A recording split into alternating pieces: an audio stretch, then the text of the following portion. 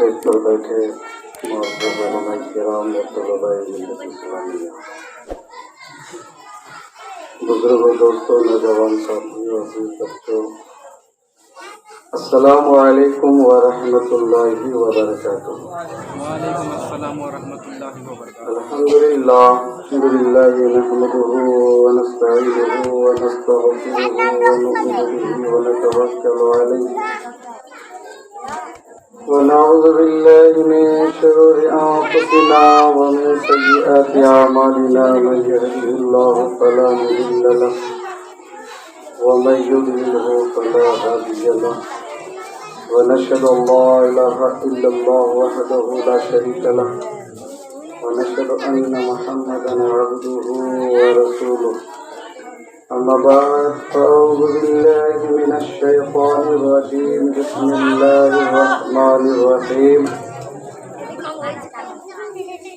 كل نفس ذائقة الموت، صدق الله العظيم وبلغ رسوله النبي الأمين المكين الكريم، ونحن على ذلك لمن الشاهدين والشاكرين والذاكرين، والحمد لله رب العالمين۔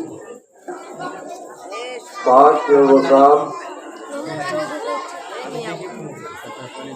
جس نے ہم سب کو پیدا فرمایا، تمام تعریفیں اس ذات کے لیے جس نے لفظ کن سے ساری کائنات کو پیدا فرمایا۔ وہ ہم سب کا مددگار ہے، وہی ہم سب کو روزی دیتا ہے، وہ ہم سب کا خالق و مالک ہے، وہی ہمارا رب ہے۔ اسی رب نے قرآن کریم میں اپنے محبوب پر درود شریف پڑھنے کا حکم عطا فرمایا ہے۔ آؤ ہم سب مل کر اس حکم پر عمل کرتے ہوئے آقا انعامدار مدنی تاجدار دونوں عالم کے مالک و مختار حضور اکرم صلی اللہ تعالی علیہ وسلم کی بارگاہ بکثنا میں درود شریف کا نذرانہ محبت پیش کریں۔ پڑھے بلند آواز سے اللہم صلی علی سیدنا شفیعنا مولانا محمد بارک وسلم، صلو علیہ الصلاۃ والسلام علیک یا رسول اللہ صلی اللہ تعالی علیہ وسلم۔ زیادہ وقت نہیں ہے، اس محفل کے جو منتظمین ہیں ان میں سے خاص منتظمین میں سے حضرت علامہ مولانا سرفراز عالم صاحب نے جو وقت دیا ہے، انشاءاللہ اسی وقت کے اندر میں اپنی گفتگو کو سمیٹ لوں گا۔ اس میں فائدہ کئی فائدے ہیں، ان میں سے ایک فائدہ یہ ہے جو سب سے بڑا فائدہ ہے کہ جتنی دیر اللہ اس کے رسول کا ذکر ہوگا، ساؤنڈ اور کم کر دیتا چلے گا، جتنی دیر اللہ اور اس کے رسول کا ذکر ہوگا اتنی دیر مرحوم حاجی جمال الدین صاحب کو ثواب پہنچے گا۔ بچے بیچ میں بیٹھ گئے ہیں، کیوں آتے بھی پہلے ہیں، یہ ہم لوگ تو بعد میں آتے ہیں، بڑے بعد میں آتے ہیں اور بچے پہلے آتے ہیں، اس لیے وہ پورا حق ادا کرتے ہیں، سننے سے زیادہ سناتے رہتے ہیں۔ ہم بدل چکے ہیں، آج دن بھر رات بھر نیوز دیکھ کے نیوز سن کے ہم صرف یہی کہتے ہیں، اللہ کی بارگاہ میں دعا مانگتے ہیں کہ مولا ہم سب پر ظلم ہو رہا ہے، فلاں حکومت نے فلاں آدمی نے ہم پر ظلم کیا ہے، مولا اس ظلم سے بچا لے۔ اگر یہ چوراہے پہ بیٹھ کر، دکانوں میں بیٹھ کر، نرم بستر پہ سو کر ایسی بات کرنے سے اگر حل ہو جاتا تو اب تک حل ہو گیا ہوتا۔ مسئلہ وہاں حل ہونے والا نہیں ہے، اب کوئی آدمی مرنے کے بعد قبر میں سوچے کہ کاش میں نے دنیا میں اچھا کیا ہوتا، کاش میں نے دنیا میں اچھا کیا ہوتا تو سوالات کے جوابات میں آسانی ہوتی، کاش میں نے، تو کاش کا لفظ مرنے کے بعد ختم۔ وہ تین چیزیں ہیں، ابھی میرے چچا مولانا سرفراز عالم صاحب نے بتایا، وہ تین ایسی چیز ہے جس کا فائدہ مرنے والے انسان کو پہنچتا ہے، لیکن کر کے جائیں گے تب۔ ہمارا حال تو یہ ہے کہ ہم اپنی تنزلی کی ذمہ داری، اپنے پریشانیوں کی ذمہ داری ہم اپنے اوپر نہیں لیتے، دوسروں کے سر پہ ڈال دیتے ہیں۔ کیا ہم نے اپنے آپ پر یہ ذمہ داری لی کہ جو کچھ بھی ہو رہا ہے اس میں ہماری کمی ہے؟ آج تو جس کی جتنی اونچی آواز ہے فوراً اسی اونچی آواز میں دوسروں کو گالی دیتا ہے، اپنی اونچی آواز کا استعمال غلط بیانی سے کرتا ہے، اپنی اللہ کی دی ہوئی طاقت کا استعمال، رب نے جو ہمیں دی ہے، اپنی جو ہمارے پاس طاقت ہے، ہم اس کا استعمال کرتے ہیں صحیح چیزوں میں نہیں۔ ہاتھ پیر سے اللہ نے نوازا، جسم جسمانیت سے نوازا، پیشانی دی، سر دیا، بھیجا دیا، اس میں ہر سوچ عقل سلیم دی، کس چیز کے استعمال کے لیے؟ تو کھولو قرآن، ہر مسئلے کا حل قرآن میں ہے۔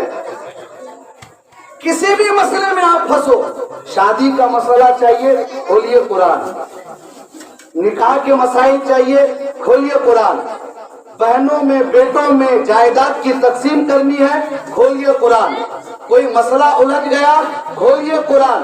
اسی لیے تو میں علل اعلان کہتا ہوں کہ سماج کا کوئی بھی مسئلہ ہو، کوئی بھی انصاف ہو، ایک سچے پکے جانکار عالم دین سے بہتر کوئی انصاف کر ہی نہیں سکتا،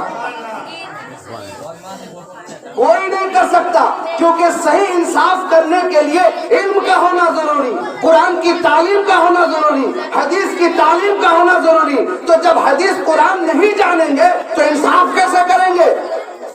تو اس لیے مسلمانوں، اگر اپنا حق چاہتے ہو، اگر صحیح انصاف چاہتے ہو تو تمہیں ان کی بارگاہ میں جانا ہوگا جسے قرآن و حدیث کا علم آتا ہو، جو قرآن جانتا ہو، جو حدیث جانتا ہو۔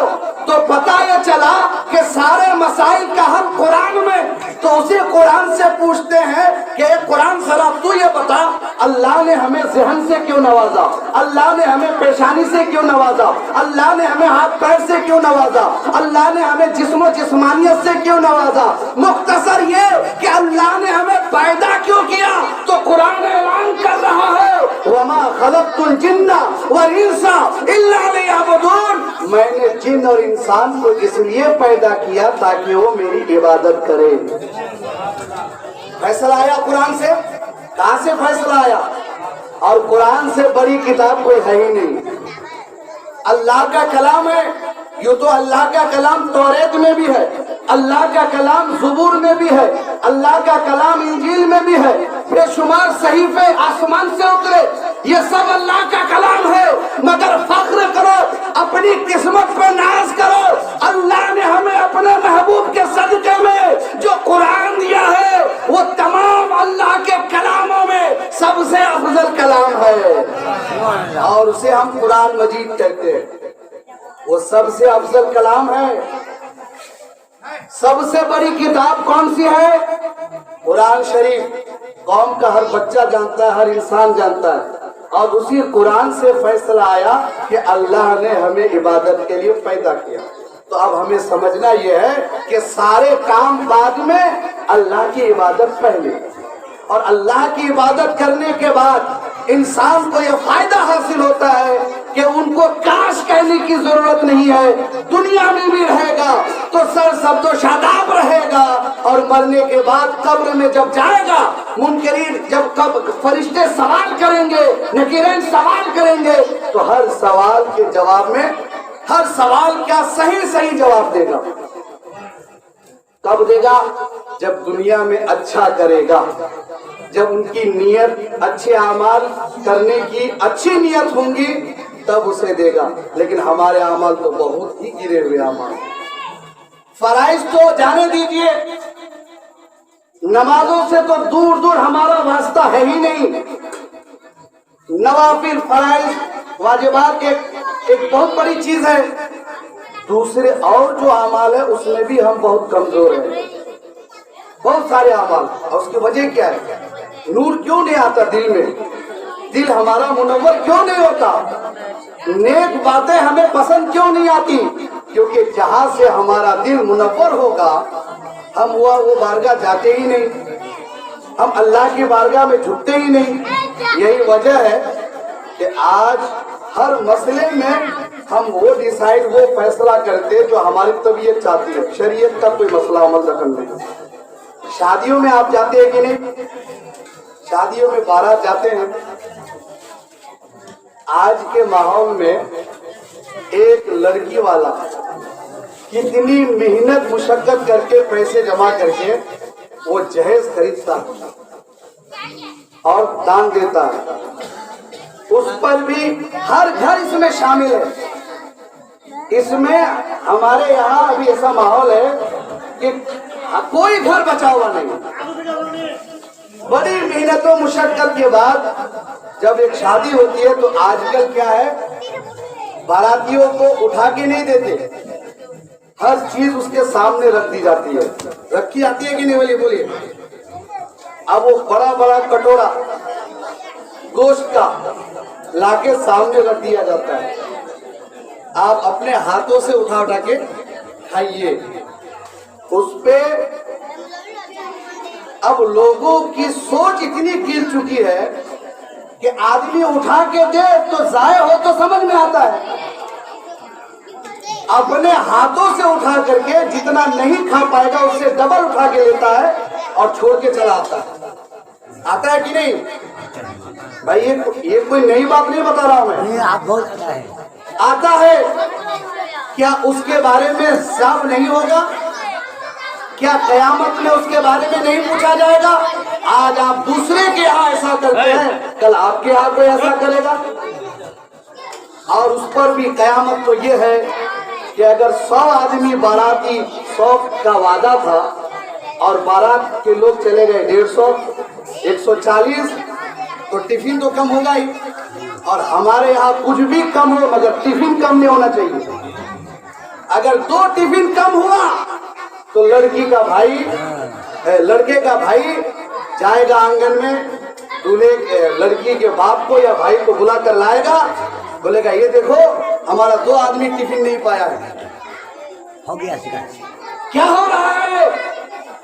ارے اس نے 20,000 کا جانور کا استعمال کر کے تمہارے کھانے کا انتظام کیا ہے، وہ 2 ٹفن کی حیثیت کیا ہے؟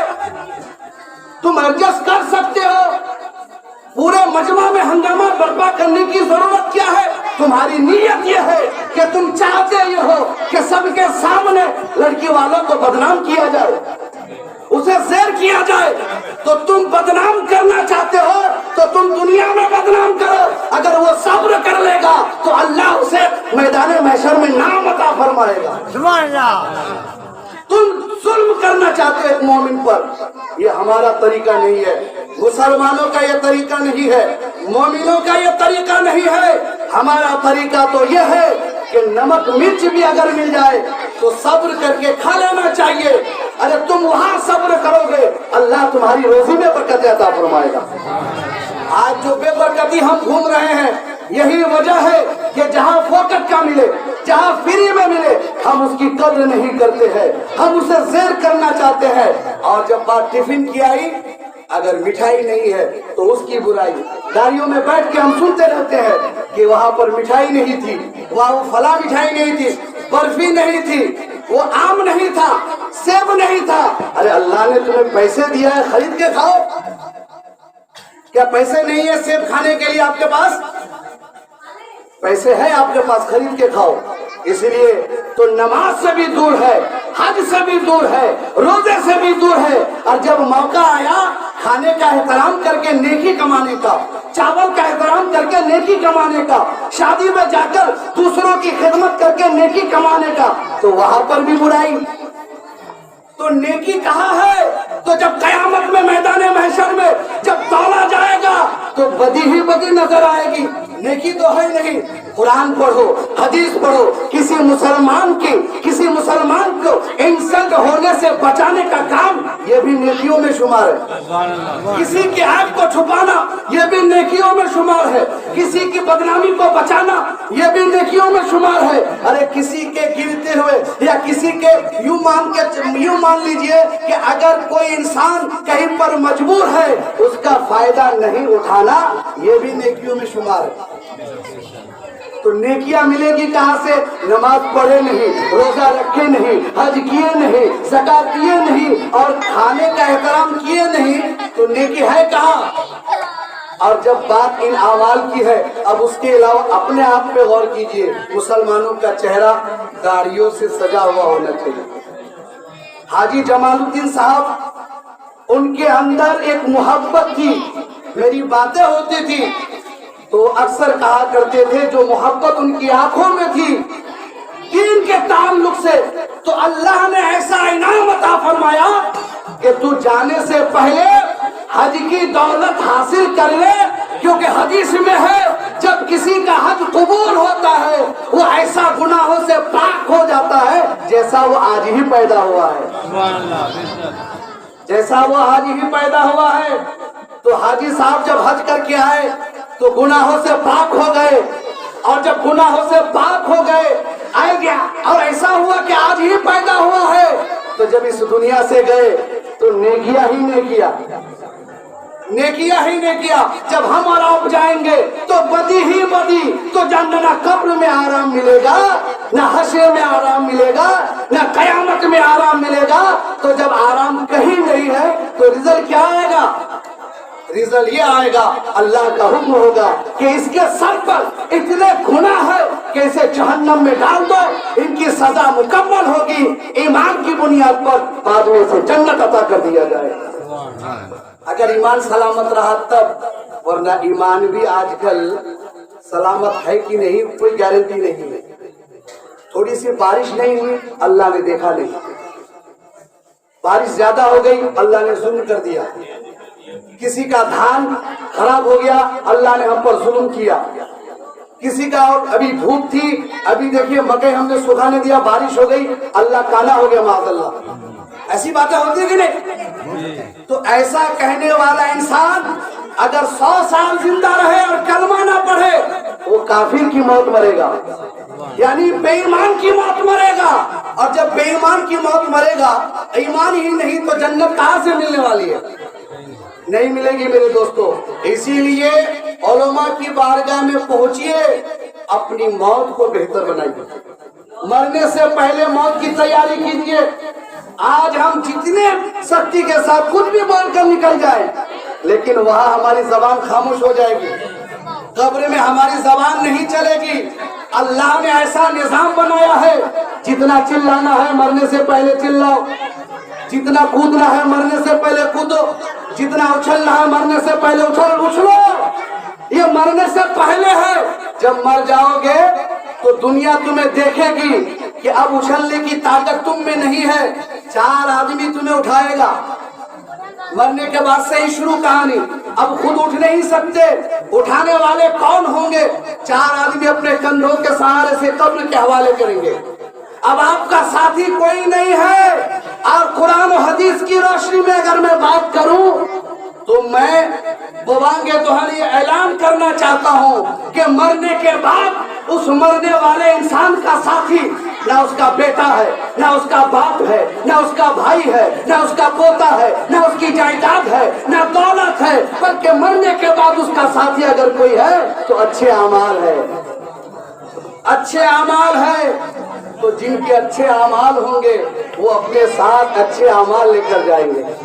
तो अपनी सोच बदलेंगे कि नहीं बदल, जरा ये बताइए। हमें अपनी सोच बदलनी है। सिर्फ मौलाना लोगों के जरिए से काम नहीं होगा। मौलाना भी पटरी पे रहे और आपको भी पटरी पे रहना पड़ेगा, पटरी पे सबको रहना पड़ेगा। اگر آپ پٹری میں رہیں گے تو کام اتنا اچھا ہو جائے گا. اور ایک حدیث پہ اگر آپ عمل کر لیں، سرکار نے جو فرمایا کہ انسان اس وقت تک مومن کامل نہیں ہوتا جب تک اس کی زبان سے کوئی دوسرا بھائی مومن محفوظ نہ رہے، یعنی محفوظ رہے. اگر کوئی انسان ہے اس کی زبان سے کوئی مومن محفوظ نہیں ہے، اس کے ہاتھ سے محفوظ نہیں ہے، اس کی طاقت سے محفوظ نہیں ہے، تب تک وہ مومن کامل ہو ہی نہیں سکتا. رات دن نماز پڑھے، کچھ بھی کرے. تو اپنے کردار کو اچھا بنانے کے لیے اس حدیث پہ عمل کرنا ہے کہ ہماری زبان سے کسی کو تکلیف نہ ہو. غلطی انسان سے ہوتی ہے، کسی سے غلطی ہو گئی، اسے معاف کرنا بھی مومن کی شان ہے. معاف کرنا مومن کی شان ہے. آپ یہاں ایک غلطی معاف نہیں کرو گے تو کل اللہ قیامت میں آپ کی 100 غلطی کیسے معاف کرے گا؟ ہمارے پاس تو غلطیوں کا بھنڈار ہے، بھنڈار. ایک دو غلطی نہیں ہے، بھنڈار ہے. ایک ایک انچ زمین کے لیے ہم جھوٹ بولتے ہیں، ایک ایک انچ زمین کے لیے. ارے یاد رکھیے، جو انسان اپنے اعمال کو بہتر بناتا ہے، جو انسان اپنی زندگی کو اپنی زندگی میں اپنے نیت کو صاف رکھتا ہے، تو اللہ اسے قیامت میں انعام تو دے گا ہی، مرنے سے پہلے بھی انعام عطا فرماتا ہے. کبھی حج کی دولت عطا کرتا ہے، کبھی زکات ادا کرنے کی توفیق دیتا ہے، کبھی مسجد آباد کرنے کی توفیق دیتا ہے، کبھی مسجد سجانے کی توفیق دیتا ہے. یہی وجہ ہے کہ انسان جو اس دنیا میں نیک کام کرتا ہے ان کے لیے خوشخبری ہے کہ اللہ اسے چاہتا ہے کہ بندہ تم میرا یہ نیک کام کر. یہ توفیق خدا کی ہے. اسی لیے بزرگان دین فرماتے ہیں کہ اگر مسجد جانے کا من نہ کرے، کہاں پر؟ مسجد جانتے ہیں کسے کہتے ہیں؟ مسجد جانتے ہیں؟ اسے کہتے ہیں مسجد. 5 وقت کی نماز جہاں پر ہوتی ہے، ہم لوگوں میں کتنے لوگ پرسنٹیج ہے؟ میں تو دعوے کے ساتھ کہتا ہوں کہ ہم سبھی لوگ اگر پابندی سے نماز پڑھیں تو کم سے کم پورے پنڈت پوتا میں اور بھی 10 مسجدوں کی ضرورت ہے. کتنی مسجدوں کی؟ 10. لیکن 3 مسجد ہی 4 ہے، لیکن مؤذن کا تو پتہ نہیں ہے. اذان دینے والا تنہا ہوتے ہیں، اس کے ساتھ نماز پڑھنے والا کوئی نہیں. ہم پہنچتے ہی نہیں، ہم الجھے ہوئے ہیں، کاموں میں الجھے ہوئے ہیں. اس پر بھی غور کرنے کی ضرورت ہے. تو جب مسجد میں جانے کا من تو کسی کا نہیں کرتا، تو بزرگان نے دین نے ایک راستہ بتایا کہ تم خوش مت ہو جاؤ. اگر تمہیں مسجد میں جانے کا من نہ کرے تو سمجھ لینا کہ اللہ تم سے ناراض ہے. کیا ہے؟ اللہ چاہتا ہی نہیں کہ تم مسجد میں جاؤ. تو اللہ کو راضی کرنا ہے. یا اللہ تو راضی ہو جا اور ہمیں مسجد میں جانے کی توفیق عطا فرما.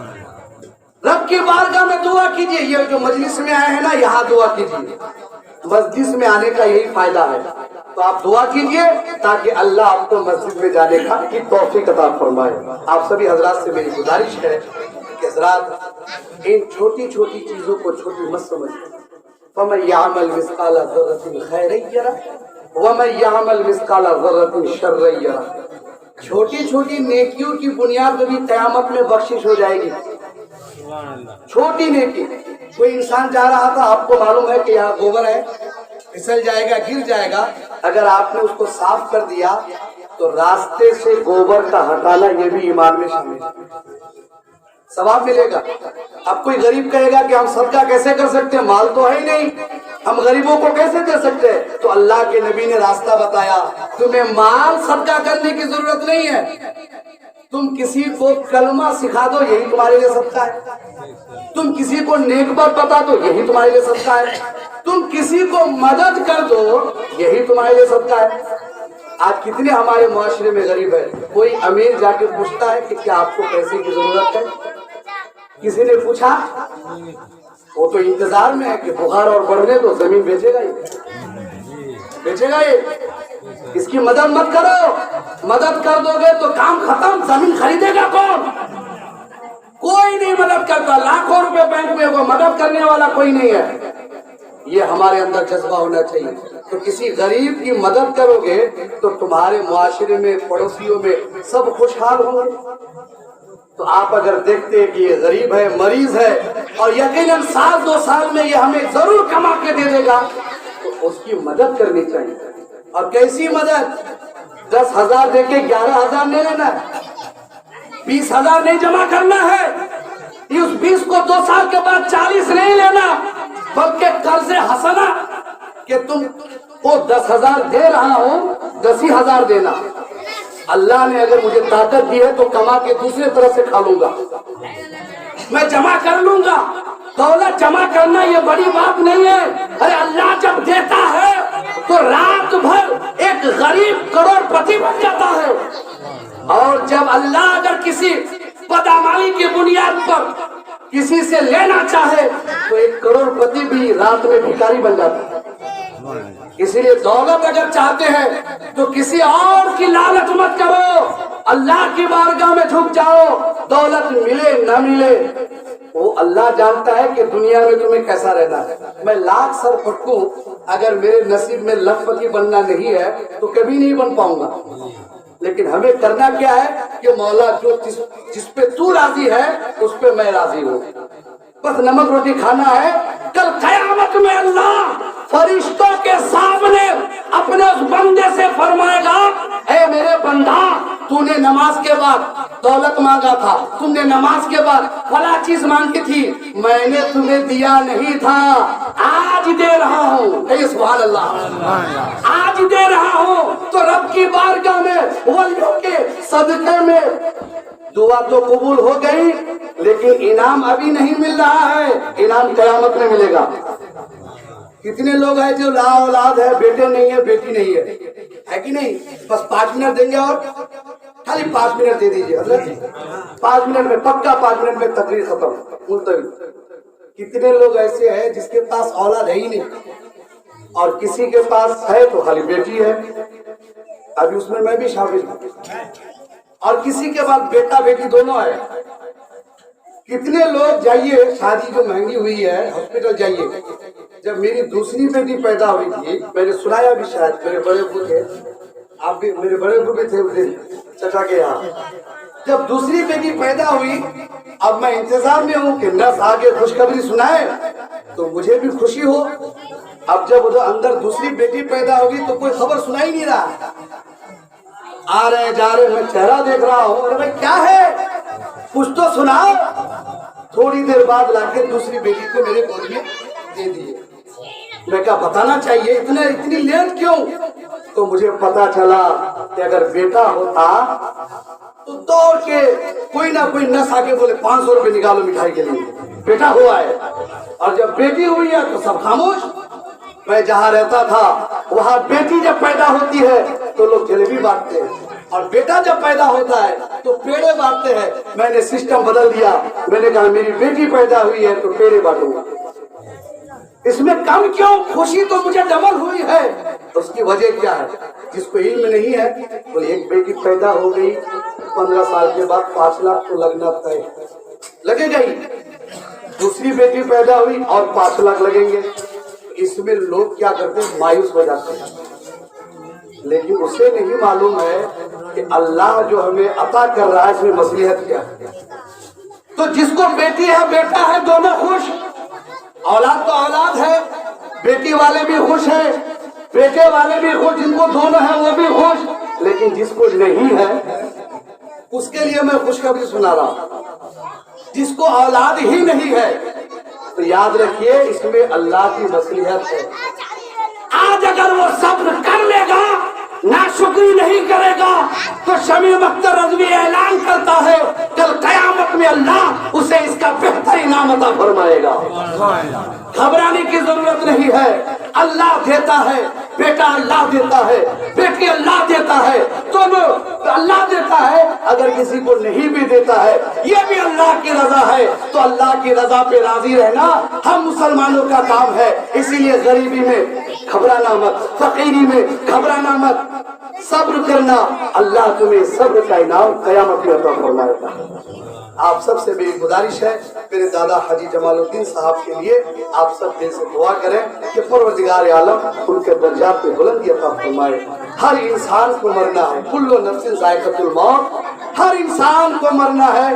इस पूरे मजमा में, पूरे गांव में, पूरे हिंदुस्तान में, पूरी दुनिया में आज तक कोई ऐसा पैदा ही नहीं हुआ, चाहे हिंदू हो, सिख हो, ईसाई हो, मुसलमान हो, कोई ऐसा पैदा नहीं हुआ जो खड़े होकर ये कह दे कि मैं नहीं मरूंगा, सबको मरना है। अब मरने के बाद क्या होगा, उसे बेहतर बनाने के लिए हमें अच्छी जिंदगी गुजारना है, अच्छे अमाल करना है, अपनी जबान को शरीयत के मुताबिक चलानी है, अपनी जिंदगी को बेहतर जो है शरीयत के मुताबिक चलानी है, और अल्लाह की इबादत करनी है, अल्लाह का जिक्र करना है, क्योंकि इसी में चैन सुकून है। अस्तगफिरुल्लाह रब्बी मिन कुल्ली ज़ंबि व अतूबु